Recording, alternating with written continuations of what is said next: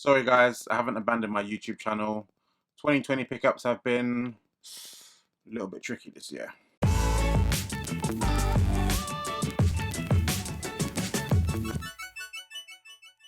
What's good guys, Ash Bash back again with another sneaker review, and this is for the Jordan 1 Mid Milan.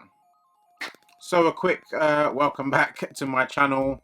If you do follow me, I haven't been posting at all in 2020 because sneaker pickups have been very tough, taken many a L, and there actually been quite a few shoes like in January that I weren't even into. February has been where all the shoes are coming out, but took L's on the major ones, but I have copped a couple kicks since. I kind of went on a bit of a rampage towards the end of the year, and this pickup right here was one of the ones that I didn't see it coming, but got it.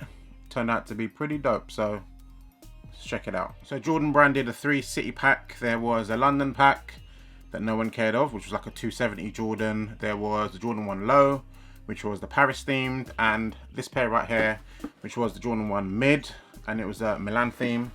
Came in them old school, standard sort of Jordan 1 boxes. You get them with some of the lows, get them with the mids as well. Black with the gold Jumpman. On the box itself, it just says color wise sail, light bone, string, shimmer, and I got these in a UK 10. Shout out to my girl Kix K Likes on her Instagram. She copped these for me on the sneakers app for my birthday, so salute to my baby, she did me well. But yeah, so open up the box, show you the shoes, and boom, here is the shoe in all of its mid-top glory. And I must say, first impressions are this shoe is pretty damn fire. So shape of the shoe, obviously this is a Jordan 1 Mid. You probably haven't seen many Jordan 1 Mid reviews on this channel. I don't even know if I have any posted, so I did record 2 back in the day, but I don't know if they're still on here. If they are, have a find of them. But yeah, Jordan 1 Mids is something that I generally avoid just because the shape isn't, it's just not a Jordan 1 OG high, and generally the materials on them are super lackluster, and the colorways are just like, did it seem like knockoffs of what OG high should be? If this was done in the OG high, I can imagine it would be like, it's already flown off the shelves, but it'd be extra like out of here, and people would love it even more. But it is a cool shoe nonetheless. So yeah, materials on the shoe are actually crazy. There's about 1, 2, 3, 4, yeah, about 4-ish different kind of materials going on with this shoe. Very unique, and some materials I've never seen really on the Jordan 1 either. So let's start off with the toe box right here. One of my friends got the Paris shoes, and he said that the toe box was super plush. So I was expecting a nice plush leather, but it has this weird, I don't even know what material you'd call it. Is it a canvas? I'm not sure. But it's super like grainy and just super different. Something that I hadn't really seen before on a Jordan 1. Very unique, but kind of ish cool. Around the toe cap here has this brown colorway. Again, feels very stiff, like a sort of canvasy kind of material. And it has these weird sort of zebra lines going all around it. Obviously that's representing something going on in Milan. I've never been there, so I couldn't tell you. In the whole literature for this shoe, it just says that it's based around Milan architecture. So if you've been there before, you get some sort of vibes of it. Maybe the textures and colors that you find in Milan, but as I said, I've never been there, so I couldn't tell you. One of my favorite sort of colors on the shoe is this little part here. Done this sort of peachy, orangey kind of colorway.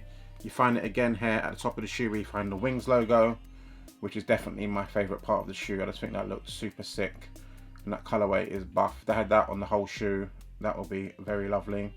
The mid panel of the shoe is done in white. The leather feels a little tiny bit plasticky, but not too bad. It's a Jordan 1 Mid. They retail for £115, so I was never expecting the most elite materials anyways, but it's not too shabby to the touch. The swoosh on it is done in this grey colorway, a little bit of a tumble going on there. Back of the shoe again has more of that kind of crazy zebra-ish sort of pattern in the brown. Medial side of the shoe is literally exactly the same, nothing extra going on here, but it's cool. One of the cool little touches is this little hang tag here. It says MLN, obviously standing for Milan. The Paris low has PRS, I think it is, on there representing that. Very nice little touch. I'll leave that on there on the laces. Speaking of the laces, they're just this flat white lace. There's something about the laces I don't like. I think they remind me of some Air Max 1 laces that I've had before. That something about them, just don't like it. It's like they're too thin or something. Something about it I'm not loving, but that's what that is. The tongue itself actually kind of reminds me of the Jordan 1. No, that's not really that. Jordan 1 satin black toe. The tongue is kind of has a little color to it. It's not white. This kind of reminds me of it. For some reason, in this light, it kind of looks like it's like a light greenish color, but probably it isn't. It's probably just white and just this weird lighting that I've got going on in my sneaker room at the moment. But that's what that has. And on the tongue here, instead of the whole Nike Air on the mids, you get the Jumpman with the Air, and that's done in sort of like a brown colorway. Midsole of the shoe, I believe it's white, but it did say sail on the box, so some part of the shoe is sail. Whether it's this mid panel here or just the midsole, to me they look like the same color, so I would have guessed that's sail. And the bottom of the shoe is done in this sort of brown, lightish brown colorway. Pretty cool, I must say. So I'm going to chuck these on feet, show you what they're like, talk about the sizing, comfortability. Let go.